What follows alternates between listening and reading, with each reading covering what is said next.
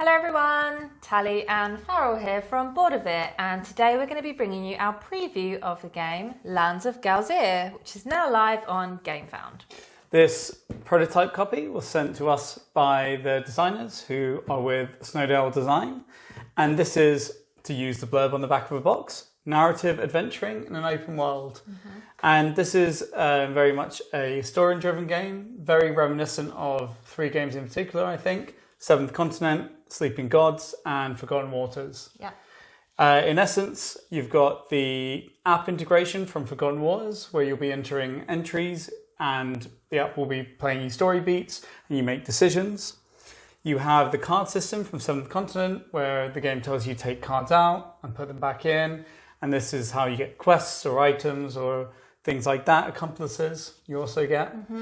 And then Sleeping Gods is the quest system, where you pick up quests and you travel around the board and the map and you interact with places and you get quests and you talk to people. Yeah.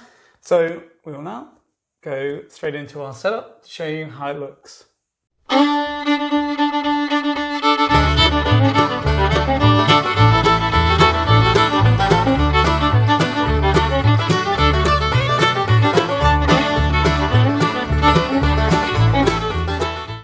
So just going to go through a few more details on some of the finer points, and then Tallie's going to tell you what we like about it, because this has been a real hit for her. So you've got the board here, and your turn will generally consist of two things, and it's pretty simple. The first kind of phase of your turn, you'll move, and you can move up to 2 spaces. And you have these cities, which are represented by cards, and they might have a few things to do in them. And then you've got these little kind of pathway points or along the road, so you kind of move. Then, for the second part of your turn, you'll choose to kind of read a story beat. And this can be some of these choices in the town. So like here I could go to the library, the docks, or the market, where I could buy items and stuff. So I could choose one of those numbers. If I have a quest, these have numbers at the bottom of them, and I could choose to read that story beat.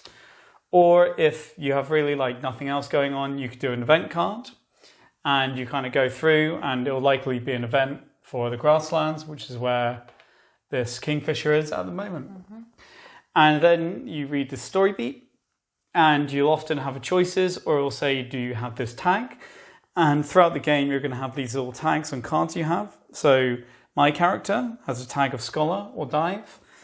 And so when these things come up, they have some sort of advantage, or they'll get like a special option they can choose.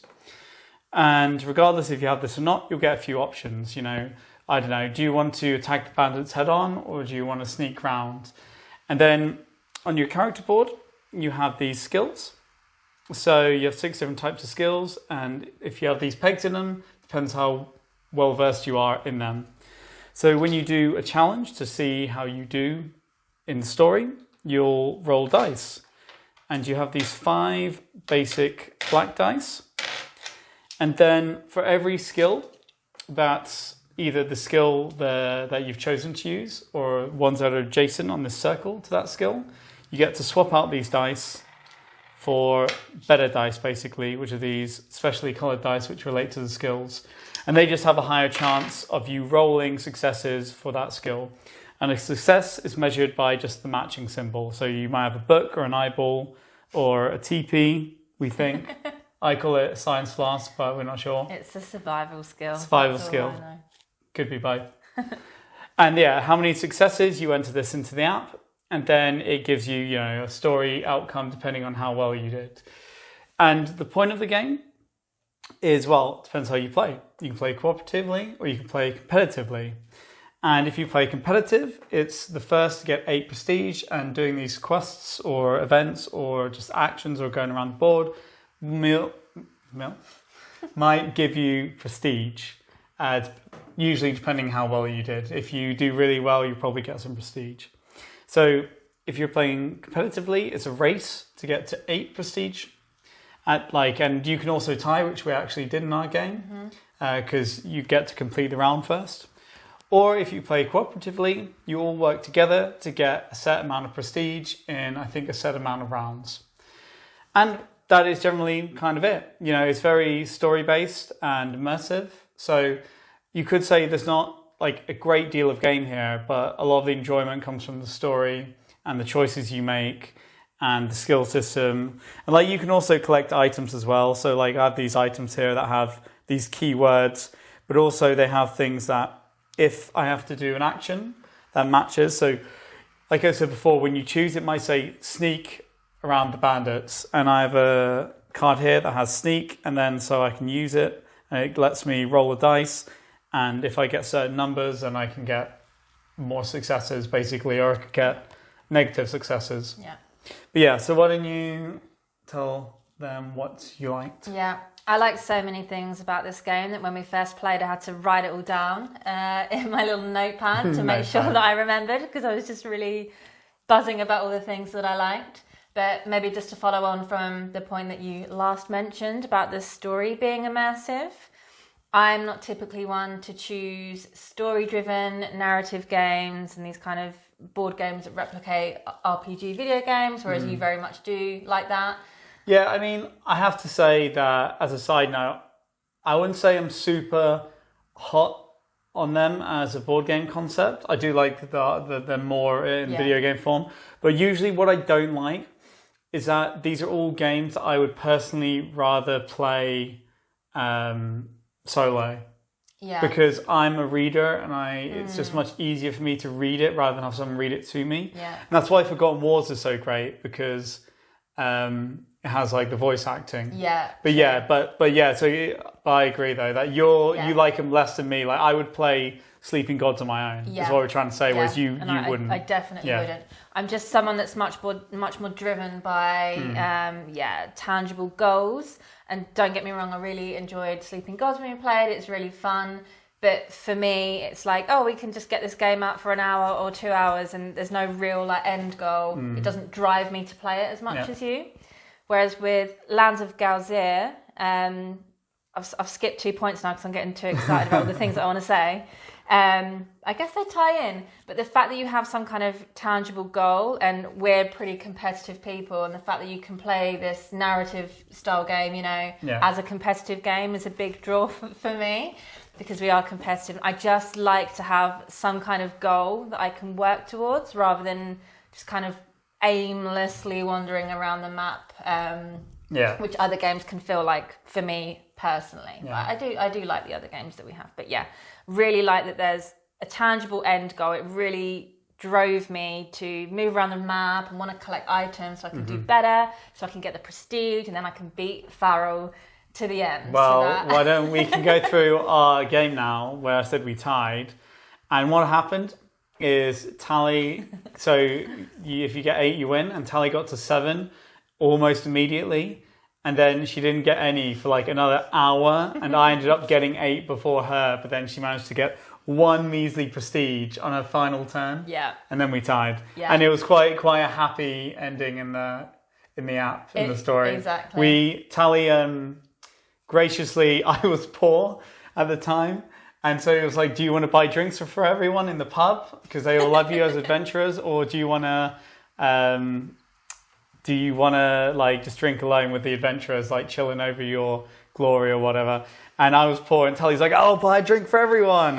So then everyone's like cheering, celebrating us. Partying. Yeah, exactly. Yeah. So I really like that. And then maybe it ties in with the fact that I found this story to be really immersive. I mean, we have the prototype copy and all of the content isn't on the app. So some of the stories, because it's not in its final form, weren't quite completed, but I still found myself really wanting to know what happened next. Yeah. And I don't know if it for me ties in with the fact there's an end tangible goal, because sometimes with other narratives I can get a bit, my mind wanders off somewhere and I don't care. That's like maybe a bit of a harsh word. It's not that I don't care, but because this has a tangible end goal, it really immersed me in the story, and I found myself wanting to know, what happens next. And I felt a lot more engaged with the choices that I had and everything like that. Also, sorry, just to carry on about the story, I found it really charming. It was pretty entertaining as Yeah. well. There were some funny little moments, and I always appreciate a bit of comedy. Yeah. So well really written. enjoyed that. It's I think well it's written. What was there? So Yeah. important to know that like a lot of the content wasn't here. Yeah. There's just basically enough for a prototype, and like more than Tallie, I hit a lot of walls in the game of content that wasn't there. I still really enjoyed it despite that. Yeah. But yeah, I think it's well written for sure, and humorous. Yeah. And yeah, it's really strong, Yeah. I think. And obviously because the game is literally going to be carried by that, I think if the rest of what goes into this game is like that, then it's going to be an amazing game. Yeah. But one thing I want to say actually, where you're talking about quests and all this stuff, I think it's important to note that this isn't like a one and done game. They basically recommend that you play as the same character for previous, because obviously it has this endpoint. But then every time what you've done before does affect the world, and you actually move through like months of the year every time you play, and the board has two sides, summer and winter, and you move through days as well. And I think the hope is that depending like what day it is and what city you're in, the story that you'll get will change to create some uniqueness, and keep that longevity. So if you go to the docks on Tuesday and then the docks on Wednesday, hopefully it will be different. Yeah. And also one thing I liked when you're talking about sleeping gods and like not, getting a bit overwhelmed maybe by all the quests. Yeah. Here you have a hard limit of 3, which I think is smart both for the fact that, you can't play as long as you want, but also that it does keep you focused. Because one thing in Sleeping Gods is you end up with like these quest cards and you have like 40 of them, and you're just like, I can't even really remember what this one was about anymore. Yeah, that's true. So Yeah, it's I a lot think- more focused. Maybe that's why I really enjoyed it, because I prefer to be a bit more focused, have these goals. So yeah, definitely. Another thing that I really love is the art is really charming. It looks really nice. Components the as board well. is nice. The components The are really meeples. good quality. Meeples are incredible. Yeah, the Dice are the really, dice, custom dice are really nice. everything about it, actually. Yeah. Player boards are really solid. Like if the components, so the problem is this is a preview, so it could all come out terrible. But if it honestly comes out exactly like this prototype, then there will be no complaints about any of the components. really I'd be lovely. really happy. They have get this it. cute little, I love this. I love little nice touches like this in games. But there's a little guide to Galzyr, which is sort of done like a tourist guide. I think that's just a really nice touch. I like cute little I touches love that. like that. It's really nice. And then just something else that I enjoyed and maybe kept me feeling really engaged was the fact that, this is recommended by the game, right, that you read for the other players. Yes. Yeah. And I really like that, because you reading for me, I read for you, and I felt more engaged in your story and your choices, even though we have like completely separate stories, to be fair. But I was engaged with yours because it recommends that other players read for you. I knew what was going on with your skill checks because I would read the choices out to you. I think that's a really smart design choice to keep people feeling more engaged with the entire game as well. Another little touch that I also liked was that when you roll the dice for a skill check, you always have the option to re-roll Once. once. Yeah, but that is good. And it's really good because it adds this little element of risk. And I found that really exciting because you might get a skill check that's a bit below average, and every time that you're making a choice, you have this other choice to say, should I risk it and roll again? And I just think that kept it quite exciting, to be honest, as well. Well, there's also levels of skill checks, so I think it's like easy, medium, and hard. And you don't quite know how many successes you need for each one. But like, if it's only like a easy or medium one, it could just be like, if you get one success and then you think about re-rolling, you're like, I should get a lot more. Yeah. It is that challenge of like, yeah. Because one might be enough in that instance to not get a bad one. But then if you re-roll and you get nothing, then you've kind of done yourself over. Yeah. Yeah. But I think in terms of moving towards the negatives, I think actually we really didn't have a lot of issues with it that weren't from it just being a prototype. Yeah. But the thing that we both agreed on is the movement, I think. Yeah. So you have a lot of these paths like in between cities, and a lot of the quests you can only complete in a certain location or do the next story beat in a certain location. So you might pick up a quest here and then have to be here to kind of do the next bit. Yeah. So you do spend a lot of time and because you only have 2 movements, that was the only negative experience sometimes. So that at one point I spent 3 turns just getting to the next city. Yeah. And the issue is that you usually read these event cards if you can't do anything else, and they're fine. It's still good, but you also don't want to be doing that at a 3-to-1 ratio of the quests and the story. Because it seemed less likely you would get prestige from just doing the location event cards, right? I don't know if that is true. Maybe you can get prestige from them, but in our games, but you have to do good, and you might only get 1 or something. Yeah, less than the quests. The majority of it, at least it seemed to us, is going to come from the quests, which do require you to be in certain locations. But, the designer we did speak to did say that I think they're going to make it more. Or it make it easier to buy mounts, which I guess are ways to because at the moment I think you can only buy a mount in 1 city. Okay. And so they're going to make it so you can buy them in more, and then maybe that'll make it a bit easier. Then also I think he said if you go to the docks in a city, then you can take the option there to actually move to another dock as well. Yeah. But that was the only thing that I would like to see maybe personally tweaked, because it did just get, especially if you're playing the competitive game and someone's doing quests and they're having all this great story and you're just spending 3 turns. That was just the thing. And then the other thing, which isn't a bad thing, so I think the system is really great of what I was saying about these items. And first of all, you have these tags, and they open up new options for you, and that's really seamless and cool. Yeah. It integrates really well. And then you have the kind of second level where you have these action things when you can bring your cards into play. But the only problem I found is that there's really no relation between the items and the actions you can do that you can boost, let's say, and if they're going to come up. Because it's here I can sneak, force climb, observe, explore, and recall. But if those keywords come up, it's totally random. And it was actually a running joke in our game that even though I had 3 items pretty much from the first turn, I didn't get to use them maybe only twice. I think the entire game. Actually get to use these items I had. And it was a running joke that you would just be do you have this keyword? No, of course you don't. And just click the thing. Yeah. Maybe it comes a little bit from there is a lot of keywords. I feel we've got unique ones. That's true. A lot. But no, I think the system is really great. I think my only problem was that, if you do a quest, there's no correlation between you're going to get to use an item or not. Then it's a real shame to have this item sat there for a game and you don't use it. Yeah. And then it's also hard if you go to the market, what do I buy? Is this better than that? Because you don't know what's going to come up. Yeah. But then, on the other hand, I mean, it's a great system, and there was a great moment where I had to sneak into a theatre, and one option was bribing someone, another was climbing, and I had to climb to the 2nd floor and sneak in this balcony of the theatre, and it just so happened that I had a rope.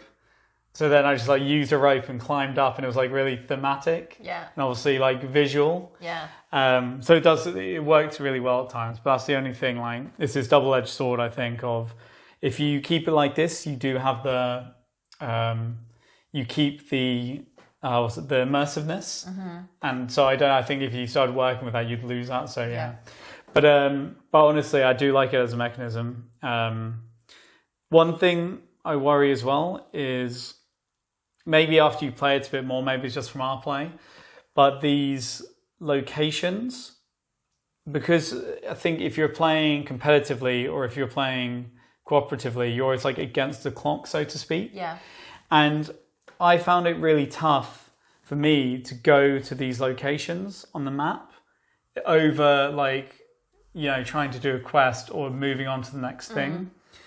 Because it was a bit why do I want to go to the wishing well when Tallie's just done a quest and got 2 prestige? Yeah. If you know what I mean. You're racing around maybe too much because you're against the clock. Yeah. I get that. But maybe in other stories, those locations would come into play. naturally, right? Yeah. I mean, I think I'd definitely go to them eventually. It just seems like at the moment I couldn't see how they could become like natural, like it was, you know, in other games to just go somewhere, because in those games you're not against the clock, so to speak. Yeah. But I think that what they offer is really interesting as well. I guess it depends how much you're happy to lean purely into the story, or if maybe it's ruined because we're too competitive. Maybe that is a problem. Probably. But yeah, so what do you think your final thoughts were? Really enjoyed it.